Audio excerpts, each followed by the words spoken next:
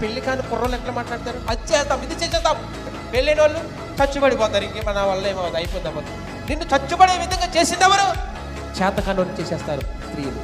ఎందుకంటే ఆ పురుషుడికి ఇవ్వాల్సిన గౌరవం, పురుషుడికి ఇవ్వాల్సిన విలువ ఇవ్వరు. ఇంట్లో ఊరంతా విలువ ఉంటుంది, ఇంట్లో విలువ ఉండదు. అందుకే దేవుడు ఏమంటాడు తెలుసా? ఓ స్త్రీ, భర్త నువ్వు గౌరవించాలి. అతని యజమాని. ఆ కంపెనీలో ఎక్కడో ఉన్న యజమానులకి మనము గౌరవిస్తాం. సార్ సార్ సార్ అంటాం. జీతం ఇస్తాడు కాబట్టి, డబ్బులు ఇస్తాడు కాబట్టి వాడికి ఇస్తాం గౌరవం. నీ యజమానికి నువ్వేమో గౌరవం. నీ మాటల్లో, నీ పనుల్లో నువ్వే తీసేస్తావు. మరి నువ్వు తీసేస్తే విలువ ఉంటుందా?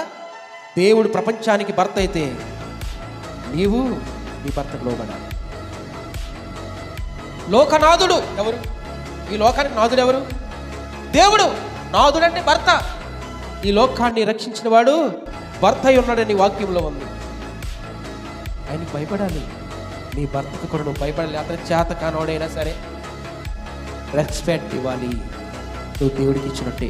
అతను అన్యుడు అవ్వచ్చు, పనికిమాలుడు అవ్వచ్చు, మూర్ఖుడు అవ్వచ్చు, అయినా పర్వాలేదు, నీవు అతనికి గౌరవం ఇవ్వాల్సిందే. దేవుడు మనతో మాట్లాడితే సరి చేసుకోండి.